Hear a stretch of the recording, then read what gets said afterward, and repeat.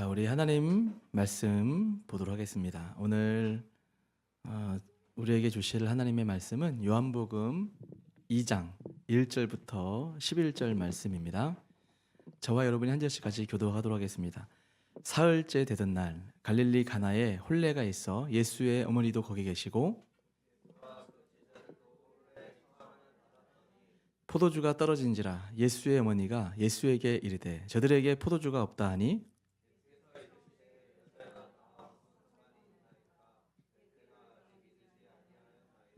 그의 어머니가 하인들에게 이르되 너희에게 무슨 말씀을 하시든지 그대로 하라 하니라.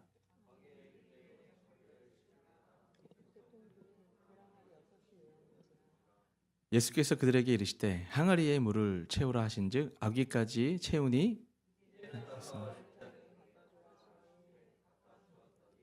연회장은 물로 된 포도주를 맛보고도 어디서 났는지 알지 못하되 물떠온 하인들은 알더라. 연회장이 신랑을 불러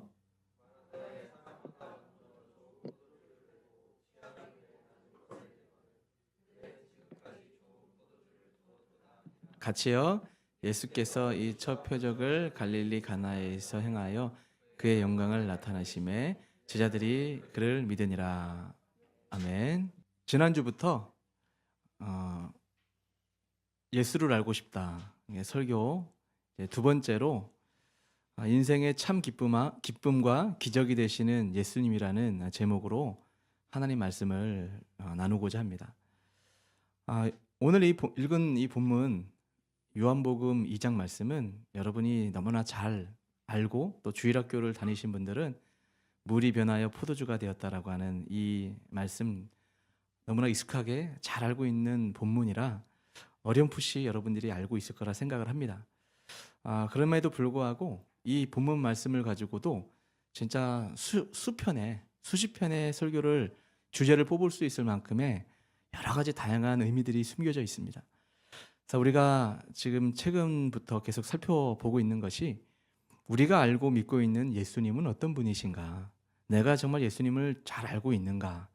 어떤 본문을 대할 때 지난주에도 말씀을 드린 바와 같이 내가 누군가를 소개하고 내가 예수님을 이해한다고 이야기를 할 때 나의 이 인간적 주관적 입장에서의 이해한 그 예수님을 일반적으로 내가 받아들이고 다른 사람에게도 그렇게 전하게 되는 것을 우리가 보게 됩니다.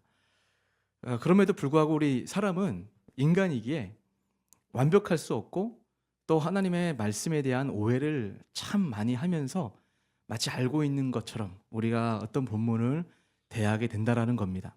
오늘 본문 또한 잘 알고 있는 본문이지만 여러분들이 놓치고 있는 부분들이 분명히 많이 있을 수 있고 또 잘 알고 있었는데 여러분의 삶 가운데 실천하지 못하고 있었던 아마 이런 부분 가운데 여러분이 살고 있었을 거라 생각을 합니다. 여러분, 예수님을 바르게 아는 것이 열심을 내는 것보다 훨씬 더 중요하겠죠. 이 땅에 참 많은 예수 믿는다고 하는 성도님들이 계십니다. 참 우리 예수 믿는 교인 입장에서도 좀 당황스러운 부분들이 좀 많이 있어요.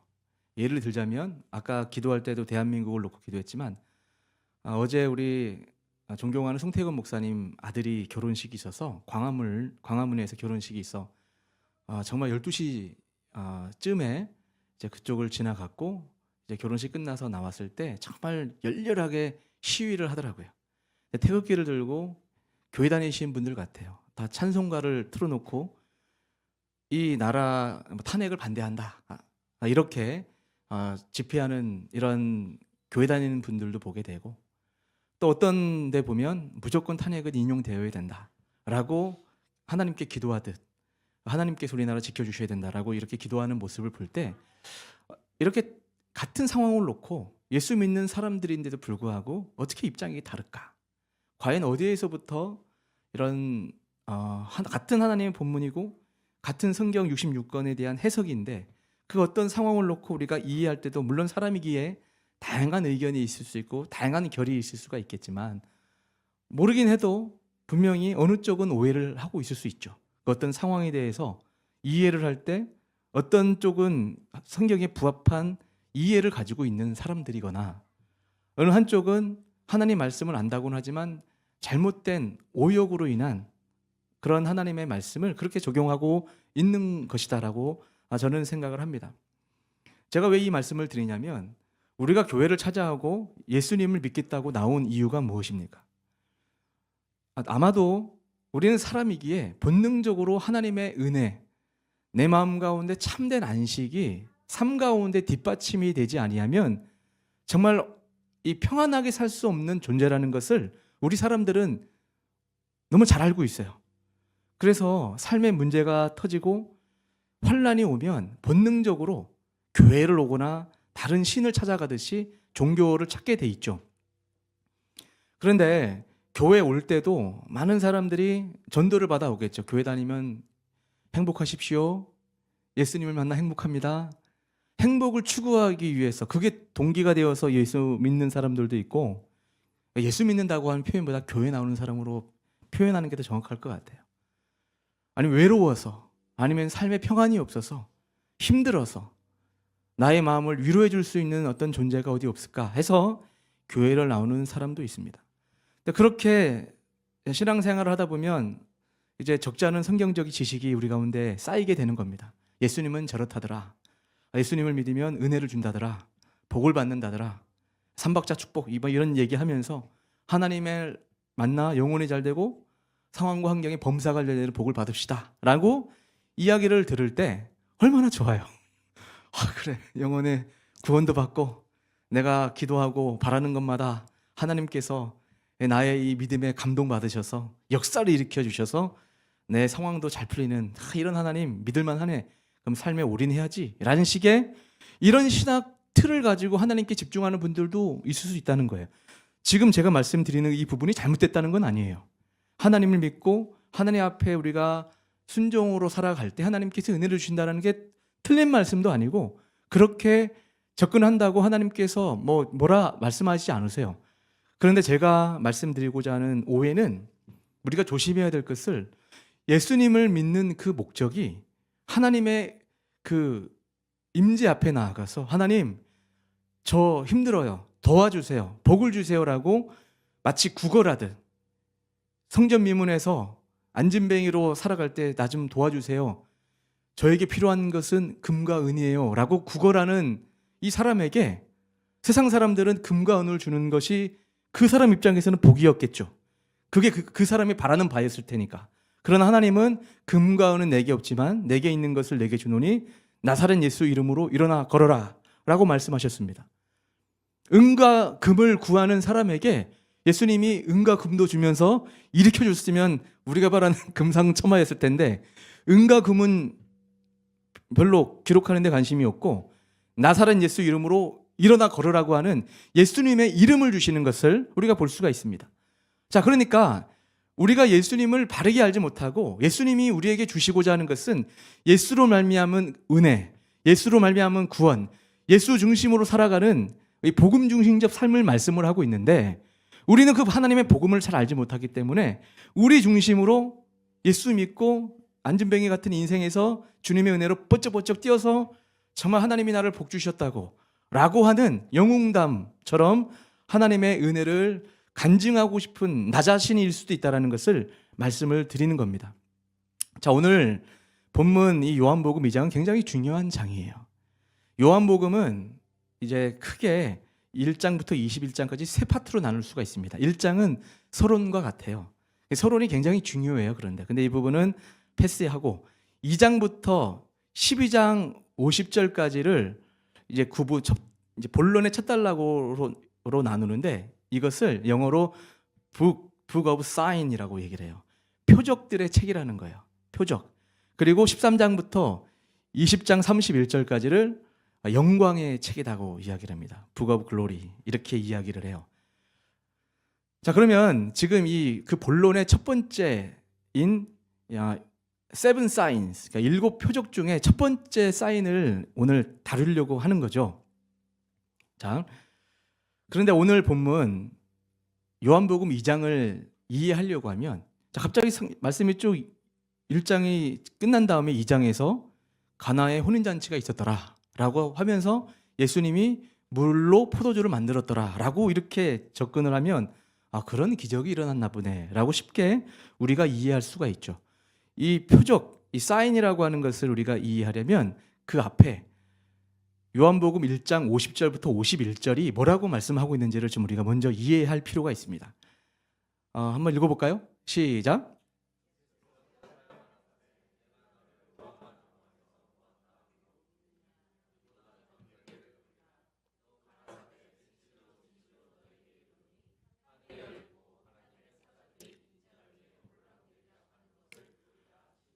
아멘. 이 말씀 보니까 우리 예수님께서 나다나엘에게 하늘이 열리고 하나님의 하나님 사자들이 인자 위에 오르락 내리락 하는 것을 보리라라고 말씀을 하고 있습니다. 이 말은 하늘의 신비, 예수님께서 우리 인간에게 주고자 하는 중요한 성경적 진리를 이제 우리에게 오르락 내리락 하듯 우리에게 가르쳐 주신다라는 이 의미가 담겨져 있는 겁니다. 그러면서 이제 첫 번째 표적이라고 하는 이 가나 혼인잔치가 나온단 말이에요. 여기서 표적이라고 하는 단어는 세메이온이라는 이 헬라어로 되어져 있는데요. 우리 예수원교회 들어올 때 보시면 저쪽 길에서 예수원 간판이 보이죠. 그렇죠? 그리고 문 앞에도 예수원교회 간판이 있습니다. 말하자면 이 표적이 간판과 같은 거예요. 이정표입니다.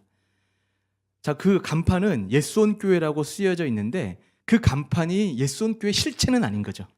예수원교회를 가르쳐주는 하나의 방향이란 말이에요. 표지판과 같은 겁니다. 자, 예수님께서 일으키신 이제 7가지의 기적은 무엇을 우리에게 가르쳐 주려고 사인, 이정표가 되냐면 예수님이 어떤 분이신가? 예수님이 하나님의 아들이시고 결국 그것은 십자가의 죽으심을 가르쳐 주고 있는 하나의 이 이정표, 표지판과 같다라는 것을 우리에게 말씀을 하고 있습니다. 자, 그러면 요한복음은 굉장히 재미있게 7개의 표적과 7개의 에고에이미라는 이 구조로 되어 있어요. 그러니까 에고에이미는 뭐냐면 나는 뭐뭇이다 이거예요. 예수님이 요한복음 보게 되면 나는 뭐라고 말씀하신 나는 하늘에서 내려온 만나다. 나는 선한 목자다. 뭐 이런 말씀들이 있죠. 나는 무엇이다. 뭐뭇이다 7개가 설명이 되고요. 또 7개의 사인, 이 표지라고 말했던 이 표적은 방금 읽었던 가나의 혼인잔치가 첫 번째 표적이고 두 번째는 왕의 신하의 아들을 고쳐주는 사건이 나와요. 그것 두 번째고 세 번째가 38년 된 병자를 고쳐주는 사건, 네 번째가 오병이어를 통하여 5천 명을 먹이신 사건, 그리고 무리를 걷는 사건 다섯 번째, 여섯 번째는 날 때부터 소경된 사람을 고쳐주는 사건, 그리고 일곱 번째는 죽은 나사로를 살리는 사건. 이 7개의 사인을 통해서 이 표적을 통하여 예수님이 어떤 분이시다라는 것을 보여준다고 말씀을 드렸죠. 즉 십자가를 지금 방향성을 그렇게 지금 지시하고 있는 겁니다. 자, 정리하자면 어려운 말 같지만 하나님은 예수 그리스도에 의해 인자 위에 하늘이 열리고 하나님의 백성들에게 하늘의 생명력이 부어지는 이 복음을 설명하기 위하여 이 표적을 사용하고 계시다라고 우리에게 말씀을 하고 있는 겁니다. 단순히 우리가 오해하지 말아야 될 것이 물이 변해서 포도주가 되었네. 주님, 기도하오니 여기에 있는 물이 변해서 포도주 되게 하여 주시옵소서라고 기도하는 건 성경을 오해한단 말인 거예요. 이해되셨죠? 그러니까 이런 식으로 성경을 받아들이는 사람들이 있다는 얘기인 거예요. 38년 된 병자가 있는데 주님의 은혜로 일어났단 말이에요.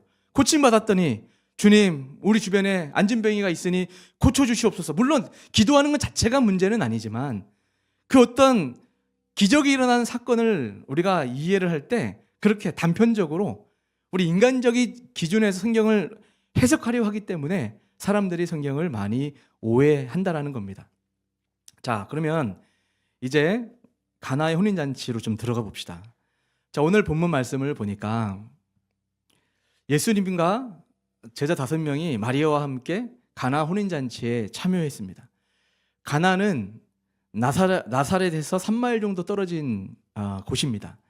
그리고 마리아가 그 혼인 잔치집에 음식에까지 관여하는 것을 보았을 때는 그 집은 아마도 마리아와 굉장히 가까운 사이였음을 우리가 알 수가 있습니다. 여러 학자들이 뭐 누굴 것이다라고 얘기를 하지만 뭐 그것이 누구인지는 중요하진 않아요. 하여간 중요한 것은 마리아가 이렇게 포도주가 떨어졌다고 하는 이 부분에 예수님에게 부탁을 해서 뭐 좀 도와달라고 관여하는 걸 봤을 때는 굉장히 가까운 친척이었을 것이다라고 충분히 우리가 유추해 볼 수가 있습니다. 자, 이렇게 가나 혼인잔치가 있는데 예수님과 마리아와 제자들이 초청을 받아서 그 자리에 함께하고 있습니다. 그런데 어떤 일이 발생을 했죠? 가나 혼인잔치에 포도주가 떨어졌어요. 여러분, 가나 혼인잔치, 특별히 이 중동 유대인들에게는 포도주는 결코 떨어지면 안 되는 음식이에요.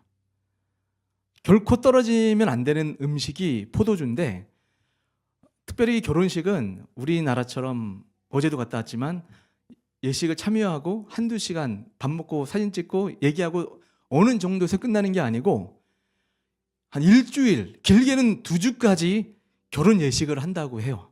그러니까 그 긴 예식이 진행되는데 포도주가 중간에 떨어진 거예요. 이것은 결혼식이 처음에는 좋게 시작을 했는데 정말 찝찝하게, 정말 굉장히 난처한 상황 가운데 지금 봉착을 했다라는 것을 보여주고 있습니다. 그랬더니 우리 예수님께서 이제 말씀을 합니다. 포도주가 떨어졌다라고 예수님께 말씀을 합니다.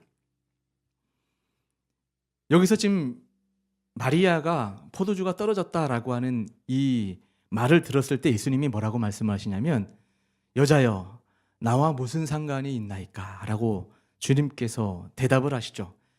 여자여 나와 무슨 상관이 있나이까? 이거 굉장히 중요한 의미입니다. 여기서 여자여 하면 좀 버릇없어 보이죠? 근데 사실 조금 버릇없는 뉘앙스도 있지만 사실은 이 여자여라고 하는 것은 존경의 의미가 담겨져 있대요. 학자들의 말에 의하면 존경의 의미가 담겨져 있는데, 여기서 여자여 나와 무슨 상관이 있습니까? 라고 하는 이 의미는 아직은 내가 이 일을 감당해야 될 때가 아닌데 왜 여기서 저를 끌어들이십니까? 라고 하는 의미인 거예요. 마치 이 분위기를 봤을 때는 하기 싫다라고 하는 예수님의 대답처럼 느껴지잖아요. 그런데 그렇게 말하지만 또 마리아가 이어서 이야기를 하죠. 하인들에게 예수님이 뭐라고 이제 명령하듯 순종해라 라고 예수님께서 마리아가 이야기했을 때 예수님께서 즉시 이제 물을 떠다가 아귀, 그렇죠? 이 항아리 아귀까지 가득 채워라. 그리고 다시 연회장에 갖다 주어라 라고 말씀을 하고 있습니다.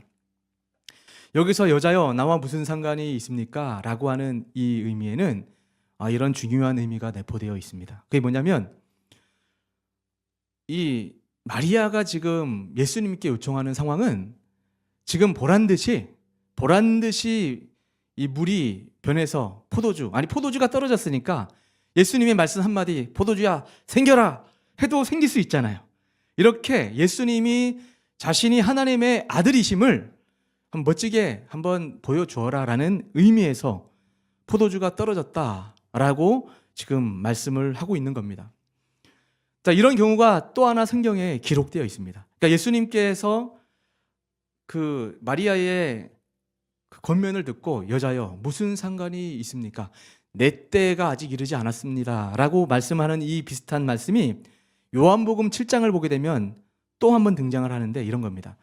요한복음 7장 2절부터 10절을 보게 되면 유대인의 명절인 초막절이 가까운지라. 초막절이 있을 때 예수님의 이 형제들이 다 유대인들이니까 예루살렘 성전으로 갔단 말이에요. 자기도 예수님도 성전에 가서 자기 얼굴을 비춰야 되는 것이 지난번에 공부했죠. 유대인이라고 하면 1년에 3번, 그렇죠? 그 절기에 가서 얼굴을 비춰야 되는 게 율법의 말씀이란 말이에요.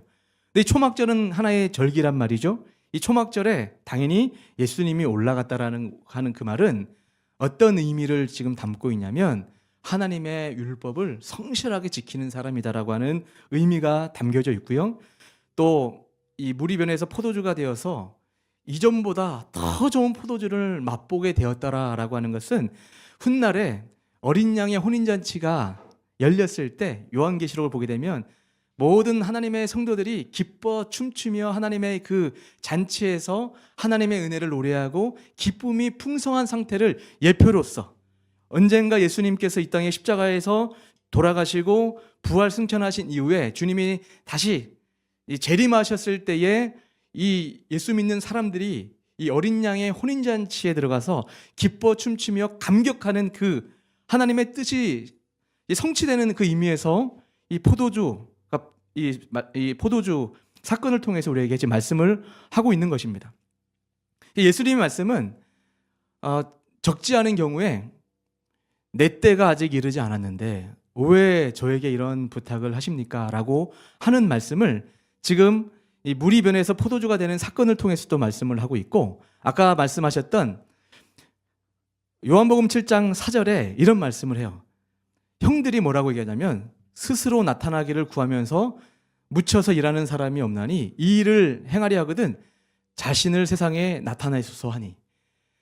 예수님의 형제들이 예수님께 초막절에 올라가서 권면한다는 말이, 올라가서 정말 네가 하나님의 아들다운 뭔가 남다른 모습이 있는 것 같은데 자신을 한번 드러내 보여봐. 아마 그렇게 하면 사람들이 당신 예수 네가 더 하나님의 아들임을 더 쉽게 확인할 수 있지 않을까, 자신을 드러내라고 말씀을 하고 있는 예수님께서는 그 예수님의 말씀을 듣고 그 형제들의 그 권면을 듣고 예수님은 내 때가 아직 이르지 아니었다. 여기도 6절에 예수께서 가라사대 때 내 때는 아직 이르지 아니하였거니와 너희 때는 늘 준비되어 있느니라. 이렇게 내 때는 아직 오지 않았다라고 안 갈 것처럼 또 얘기하지만 말씀을 보게 되면 7장 이후에 보면 예수님이 홀로 조용히 가십니다.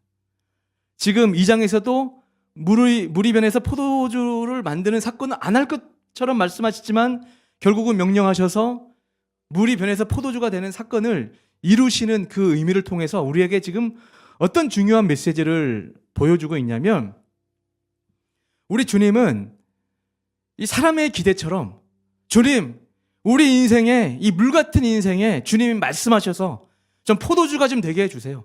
우리 인생에 답답하고 결핍이 있는 인생 가운데 주님 말씀하시고 주님이 나와 함께 하시는 것을 드러내 주셔서 내가 하나님의 자녀인 것을 좀 확인시켜 주세요 라고 말씀하시는 하나님의 백성에게, 또 초막전 사건을 통해서 네가 하나님의 아들이면 사람 많이 있는 그 유대 성전 가서 하나님의 자녀인 것을 한번 드러내봐 라고 하는 이 말씀 앞에 내 때까지 이르지 아니했다 라고 사람들 앞에서는 공개적으로는 안 할 듯 하지만 아버지의 뜻을 묵묵히 조용히 감당하시는 이 말씀을 통하여 우리에게 무엇을 가르쳐주고 있냐면, 하나님의 일하심은 소위 말하는 세상적으로 고지론자처럼 능력 있고 힘 있고 하나님이 나를 축복하신다고 하는 그 축복의 근거가 하나님이 이렇게 은혜 주셨네요, 하나님께 다른 사람들보다 이런 복을 받아서 하나님이 나를 더 많이 사랑한다는 것을, 그런 근거를 가지고 하나님의 은혜를 전하는 것, 이런 것을 가지고 기복주의 신앙이라고 말할 수도 있고 고지론자라고도 말을 하는 거예요. 우리가 많은 사람들이 예수님을 이런 식으로 믿으니까, 내가 하나님을 이렇게 오랫동안 믿는데 왜 나에게 이렇게 하나님의 복이 없냐, 하나님이 나를 사랑하는 건 맞냐, 왜 하나님의 사랑을 내 인생 가운데 나타내 주지 않습니까? 라고 이렇게 연결을 짓는 거예요.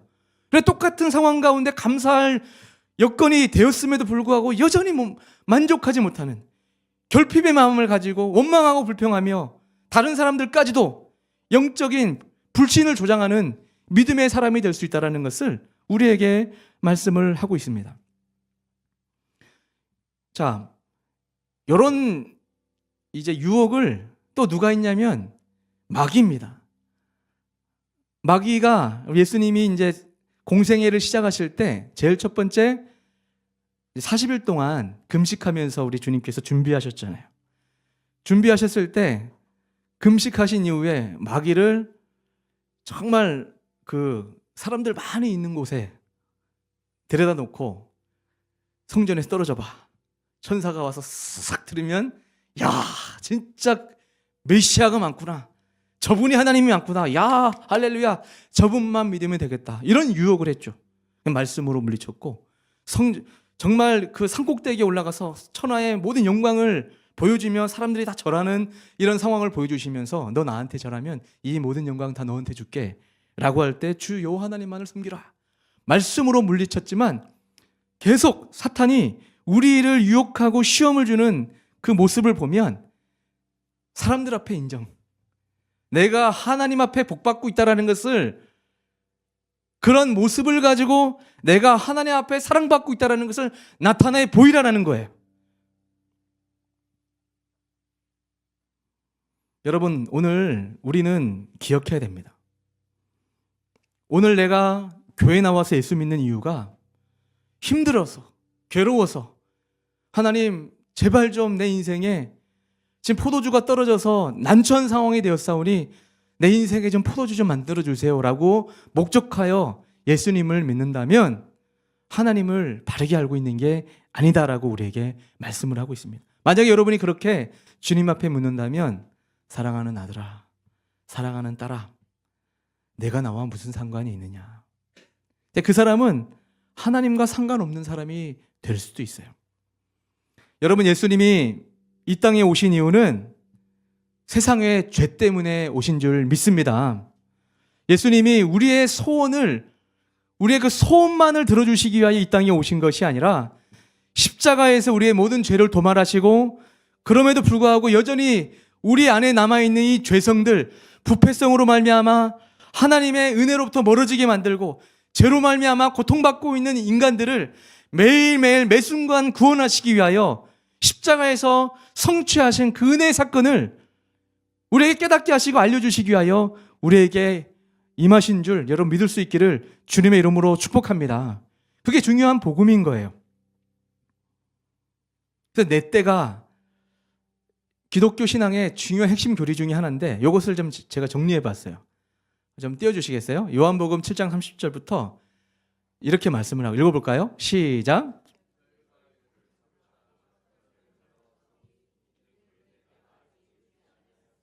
요한복음 8장 20절 시작.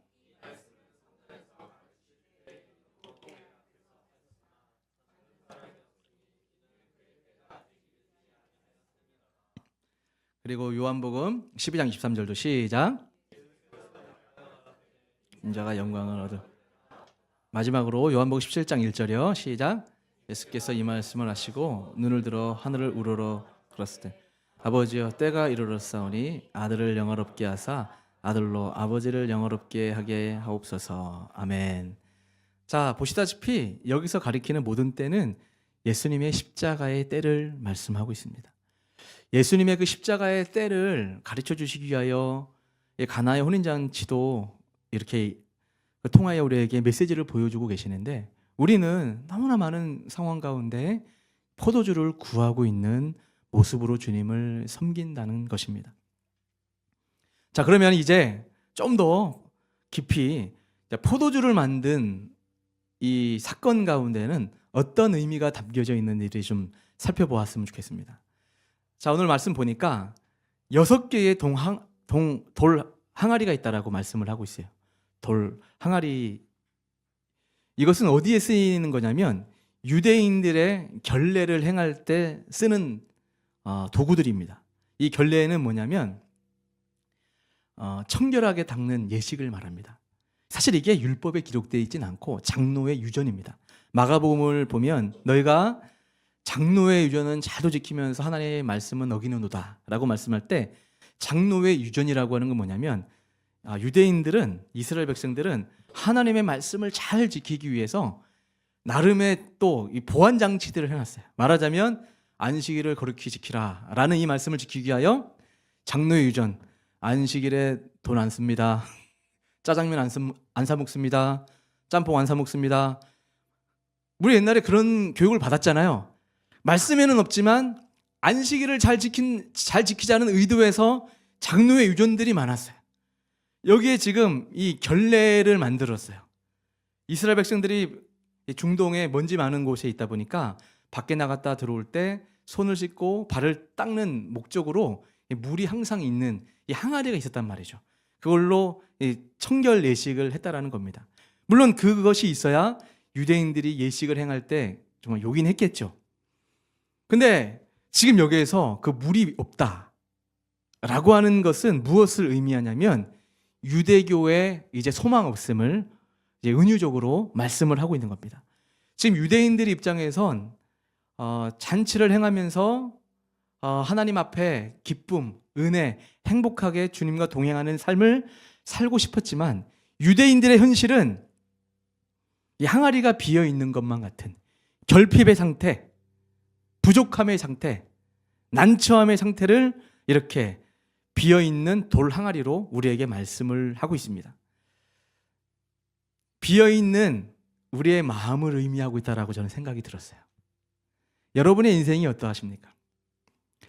여러분이 지금 열심히 신앙생활하고 주님 앞에 정말 삶이 좀 드려지기 원하고 주님의 참된 기쁨으로 살기 원하는데 아무리 채우려고 노력을 하는 만큼 여러분 갈증을 혹시 느끼고 있다면 오늘의 이 말씀이 여러분에게 정말 영적인 해답이 되었으면 하는 간절한 소원함이 있습니다. 자, 우리 주님이 그 항아리에다가 물을 가득 채우라라고 말씀을 합니다. 여기에서도 중요한 포인트가 하나 더 담겨져 있습니다. 그 항아리에다가 물을 가득 채우라라고 말씀할 때 실제적으로는 물을 채우는 거지만 여기에 신학적인 또 해석, 적용할 만한 포인트가 있습니다. 여기서 물을 채운다라고 하는 것은 이것을 성령으로도 적용을 할 수도 있고 또 성령은 예수님의 말씀이죠. 성령님이 하는 역할이 뭐죠? 예수님의 말씀을 생각나게 하고 예수님의 뜻을 쫓아 살게끔 하는 그 역할이 성령님이 하시는 역할이란 말이에요. 그러니까 물을 채운다라고 하는 그 말은 우리가 이제 포도주를 맛보는 놀라운 인생이 되려고 하면 우리 삶 가운데 끊임없이 꾸준히 항상 해야 될 것이 뭐냐면 우리의 영혼에 계속 물을 부어야 돼요. 말씀을 채워넣어야 돼요. 성령의 충만함을 받는다. 말씀의 충만함을 받는다. 이것을 우리 삶 가운데 물을 붓다라고 이해할 수가 있습니다. 지금 여러분 상황 가운데 물을 채워넣는 것이 중요합니다. 제가 오늘 성도님하고 얘기할 때도 그런 말씀을 드렸어요. 삶이 힘들고 삶이 지치고 내 마음 감정으로서는 하나님 앞에 믿음으로 반응할 만한 에너지가 없어요. 기쁨이 없어요 라고 생각이 들 때 보통 사람들은 나 오늘 교회 안 갈래. 나 오늘 이 모임 안 갈래. 나 저런 어떤 봉사의 자리, 이런 자리 안 갈래 라고 쉽게 생각할 수 있어요. 왜? 사람이기 때문에 우리 또 이상하게 작동되는 거 있죠. 교회에 봉사를 하더라도 자발적으로 해야지. 하고 싶지 않은데 억지로 하는 것은 율법이야. 이 좋지 않은 자세야. 라고 이렇게 또 해석을 해서 무언가 참여하는 것이 율법이 된 것 같고 마음이 원치 않은 것을 하는 것은 독이 된대. 막 이런 식으로 반응을 하면서 어느 자리에 참석하는 자체를 부정적으로 이해하게 만드는 거죠. 근데 여러분 잘 들으셔야 돼요. 우리는 나 자신이 영혼이잖아요.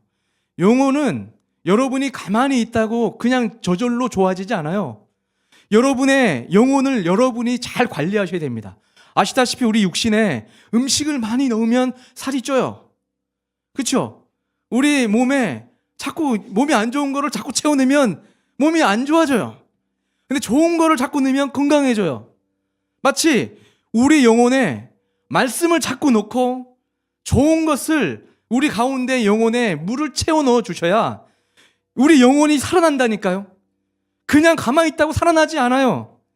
하나님의 말씀과 은혜가 우리 가운데 들어와야 우리의 영혼이 변화되고 기쁨의 자리, 즐거움의 자리에 참여해야 우울했던 마음이 기쁨의 마음이 되기도 하고 힘이 생기는 거지. 우울하다고 그 자리에 머물러 있으면 점점 더 우울해져요. 그러니까 은혜 받는 사람들은 은혜 받는 그 자리에 있어야 된다는 거예요. 믿습니까? 굉장히 중요한 얘기인 거예요.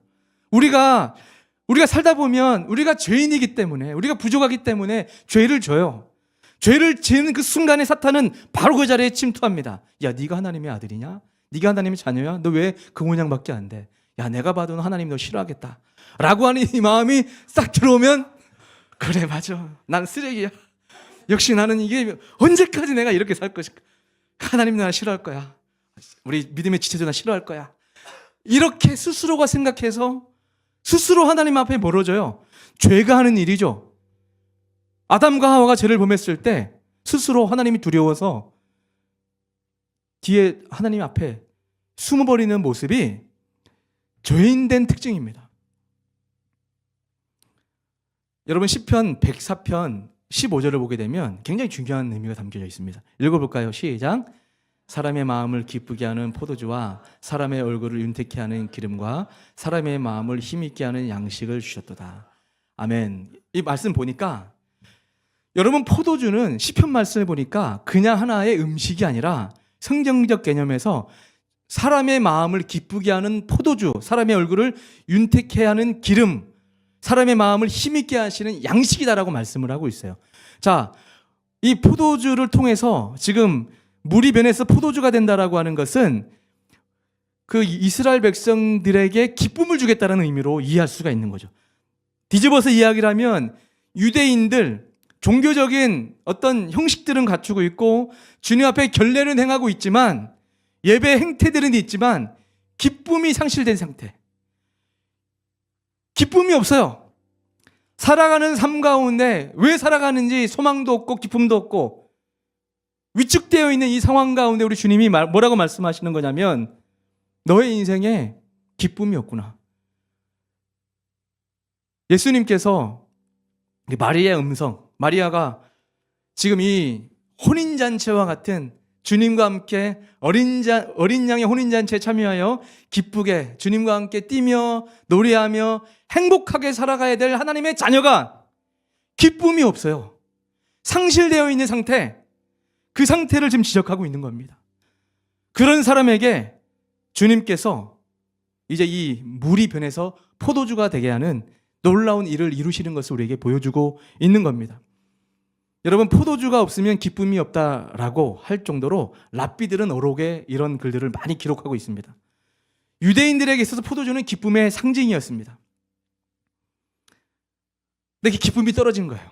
여러분 결혼식 있으면 기뻐야 되잖아요. 즐거워야 되잖아요.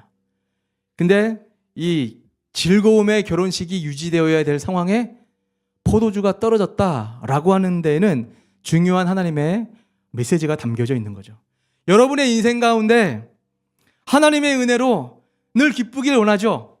늘 감사가 넘치길 원하는데 여러분 혹시 기쁨이 상실됐습니까? 뭔가 결핍을 느끼고 있다면 오늘 주님의 음성을 제대로 듣고 하나님의 일하심을 여러분 사모할 수 있기를 주님의 이름으로 축복합니다. 자, 그러면 여기서 우리가 짚고 넘어가야 될 부분, 지금 이 물이 변해서 포도주가 되었다라고 하는 이 사건이 일어나기까지는 놀라운 대전제가 있어요. 그러니까 연회장, 이 혼인을 지금 주최하고 있는 신랑 신부 입장에서 봤을 때 포도주가 떨어진 건 굉장히 온 하객들에게도 굉장히 무리한 행동을 한 거고 정말 굉장히 난처한 위기 가운데 놓인 거거든요. 근데 갑자기 이게 반전이 된 거죠. 이 포도주, 원래는 좋은 포도주를 먼저 주고 이제 술이 다 취해 갈 때쯤에 좀 더 안 좋은 포도주를 내기 마련이거든. 야, 너희는 어떻게 더 좋은 포도주를 나중에 내니? 라고 극찬을 받은 거예요. 위기가 반전이 돼서 전화위복이 된 거죠. 여러분, 여기에서 뭔가 우리에게 중요한 메시지를 주고 있는 겁니다. 지금 우리는 예수님을 만나서 감사하고 즐겁게 예수님을 믿고 행복하게 살고 있어요. 여러분 믿으시죠? 우리는 진짜 하나님의 은혜 가운데 하나님을 알고 난 다음부터는 행복해요. 감사해요.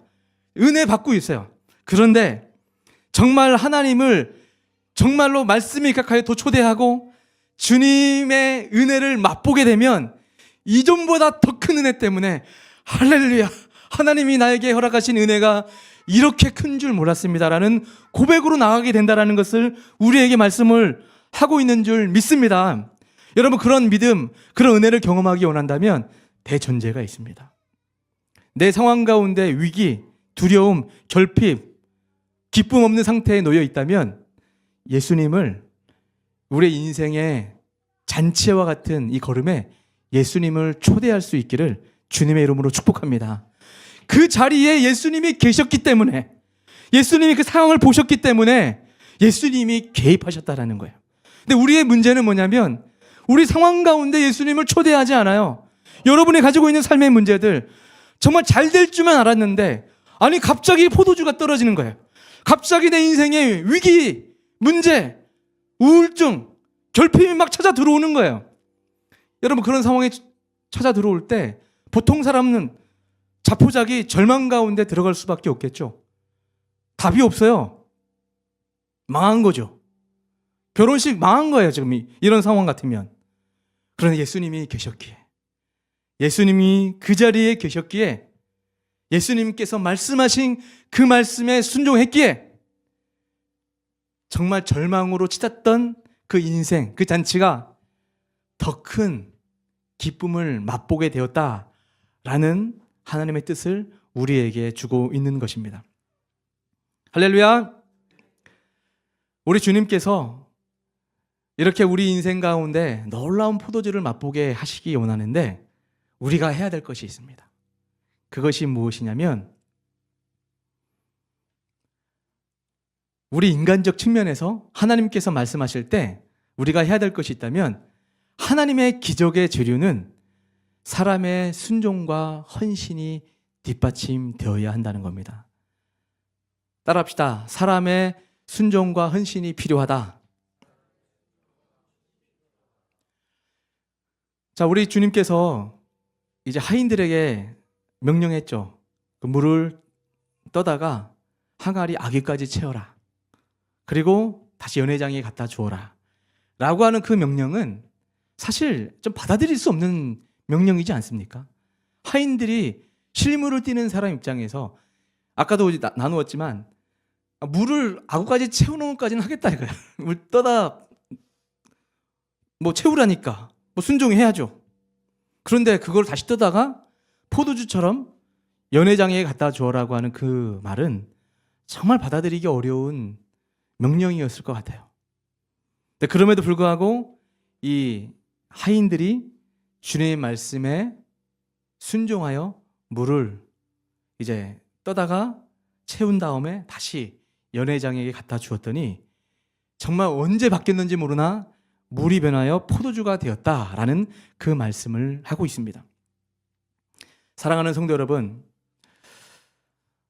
우리가 신앙생활할 때 하나님 앞에 그 기적을 경험하지 못하고 하나님의 개입을 경험하지 못하는 결정적인 이유는 무엇인지 아십니까? 그것은 내가 이해되면 순종하겠다라는 거예요. 늘 그것이 믿음의 걸음을 떼지 못하는 장애물이에요. 이해가 되면 순종하겠다라는 거죠. 납득이 되면 하나님, 이 하나님 뜻인 줄 믿습니다라고 반응하겠다라는 거예요. 여기에 항상 우리의 장애물이 있습니다. 여러분 요한복음 11장을 보아도 나사로가 죽은 사건이 나오죠. 나사로가 죽은 사건 가운데 예수님이 이제 3일 동안 기다리다가 완전히 썩은 냄새가 날 때 예수님이 움직이셨습니다. 그러니까 죽을 때까지 기다렸단 말이에요. 쉽게 말하면.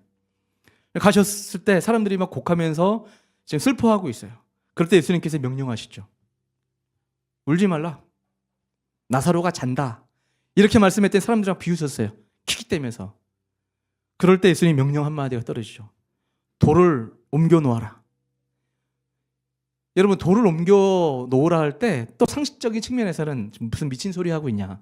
지금 썩은 내가 나는데 무슨 돌을 옮겨 놓으라고 말씀하십니까? 라고 반문하기 쉬운 상황임에도 불구하고 돌을 옮겨 놓는 사람들이 있었다라는 거죠.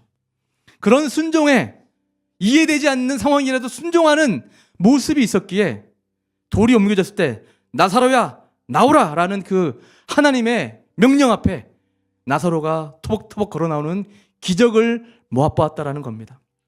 이제 말씀 정리하겠습니다. 오늘 우리가 살아가는 삶 가운데 결핍이 있습니까? 오늘 본문을 통하여 우리에게 주님이 무엇을 말씀하고 있냐면 정말 예수님을 우리 인생 가운데 초대하지 아니하면, 예수님께서 말씀하시는 그 말씀에 순종하지 아니하면 우리는 끊임없는 우리의 논리와 이성 가운데 결핍을 느끼며 살아갈 수밖에 없을 것이다. 그러나 반대로 어떤 상황이든 간에 하나님을 기도한다는 의미겠죠. 하나님을 초대하고 하나님께서 감동하시고 말씀하시는 것에 반응하고 순종하면 정말 하나님께서 일하시는 그 놀라운 은혜를 맛보기 때문에 다른 사람들은 몰라도 그 하인들이 하나님의 그 놀라운 기적들을 경험했다고 말씀하듯 우리 인생 가운데 하나님의 선하심을 맛보아 누리며 세상 가운데 하나님의 증인이 되는 삶 살아낼 수 있음을 믿습니다. 그렇게 살아내는 우리 성도님들 될 수 있기를 주님의 이름으로 축복합니다. 우리 다 같이 일어나셔서 우리 찬양 하나 했으면 좋겠는데요. 여러분, 우리 주님이 우리 상황 가운데, 우리 삶 가운데 일하고 계심을 믿습니다. 오늘 주님 앞에 신뢰하면서 우리 주님을 초대하고 주님 앞에 삶을 드리는 우리 성도님들이 되길 바랍니다.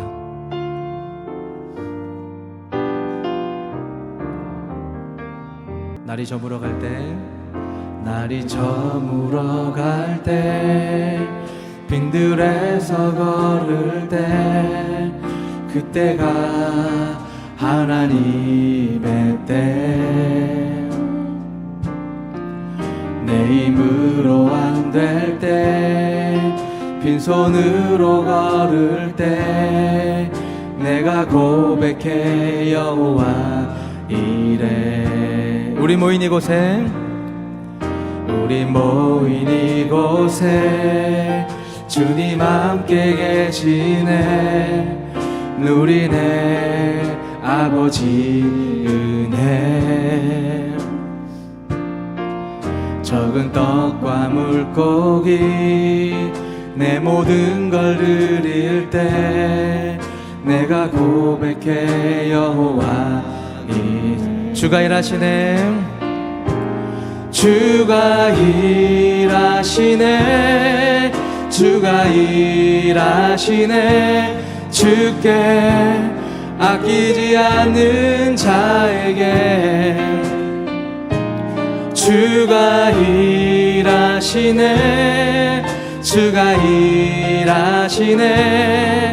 신뢰하며 걷는 자 주가 일하시네. 주가 일하시네. 주가 일하시네. 주가 일하시네. 주께 아끼지 않는 자에게 주가 일하시네. 주가 일하시네. 신뢰하며 걷는 우리 마지막 한 번 더 주님이라소서. 주님이라소서. 주님이라소서. 주님이라소서. 주께 아끼지 않는 자에게 주님이라소서. 주님이라소서.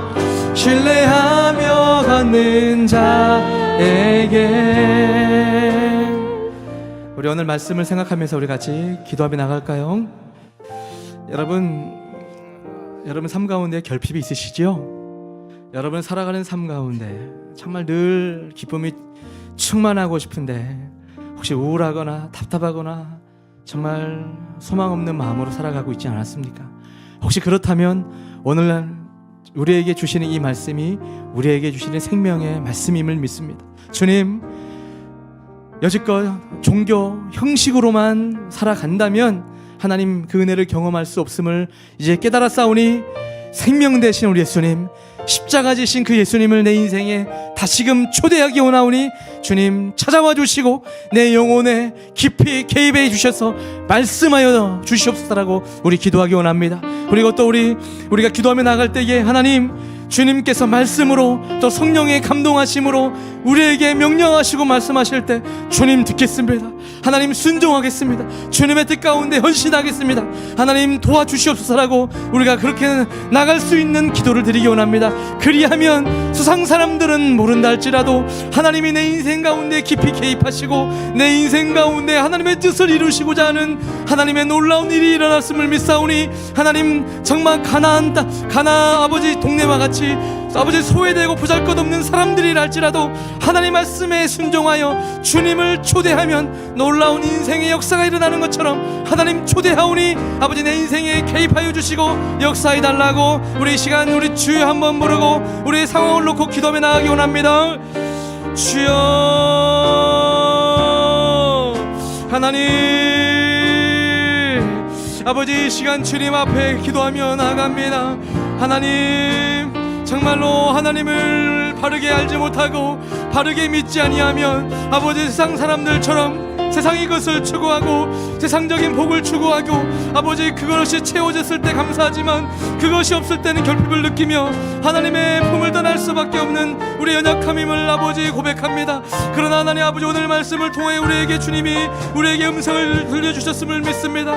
아버지 우리의 상황 가운데 우리 주님을 초대하라고 주님이 말씀하시는 그 말씀에 순종하라고 그리하면 아버지 그 하인들이 맛보았던 것처럼 하나님이 내 인생 가운데 개입하고 계심을 하나님이 내 인생 가운데 일하시고 계심을 우리가 맛보고 느낌으로 정말 우리 주님이 하나님이시고 주님이 나의 구원자이시고 주님의 말씀만을 우리가 사모하며 그렇게 살아가게 될 줄 믿사오니 그런 우리 성도가 되기를 소망합니다. 그런 주님의 종들이 되기를 소망합니다. 주님 그렇게 일하여 주시옵시고 주님 도와주시고 축복하여 주시옵소서. 하나님 감사합니다. 오늘 이렇게 하나님의 은혜 가운데 나와서 주님 이렇게 답답하고 아버지 소망 없는 인생 아버지 보잘것없는 인생이었지만 주님이